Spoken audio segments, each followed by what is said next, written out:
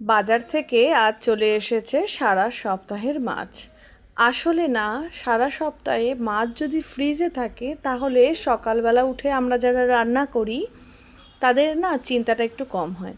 কারণ ফ্রিজে যদি একটু মাছ থেকে যায় তাহলে তোমার রান্নাটাও অনেকটা সহজ হয়, তাই তো? আজকে বাজার থেকে নিয়ে এসেছে চিংড়ি মাছ আর আমার পছন্দের লোটে মাছ। জানো তো, তোমাদের দাদা লোটে মাছ কিন্তু খুব একটা পছন্দ করেন না, কিন্তু যখন বাজারে ভালো লোটে মাছ ওঠে ও কিন্তু আমার জন্য নিয়ে আসে। পছন্দ করেন না মানে একেবারেই পছন্দ করেন না। তো আজকে চলে এসেছে জ্যান্ত ট্যাংরা, চিংড়ি।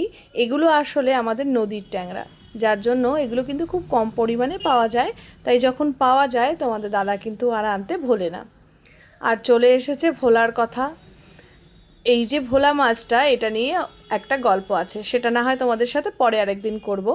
তো তোমরা কে কে ভোলা মাছ বা পোয়া ভোলা খেতে পছন্দ করো? আর আজকের শো স্টপার হচ্ছে বাংলাদেশের ইলিশ। ইলিশ মাছ খেতে কার না পছন্দ হয় বলো তো?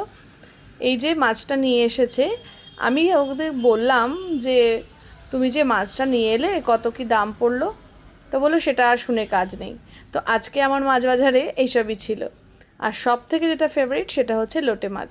তোমাদের কার কার লোটে মাছ খেতে পছন্দ হয় আমাকে জানিও। আমি মাছগুলো ধুয়ে ভাগ ভাগ করে একটু টিফিন বক্সে রেখে দেবো, কারণ এক একটা কৌটো এক এক দিন বার করলে রান্না করতে সুবিধা হবে। তো চলো আমি মাছগুলো ধুয়ে পরিষ্কার করে নিই। দেখা হচ্ছে একটা অন্য কোনো ভিডিওতে। এখনকার মতন টাটা।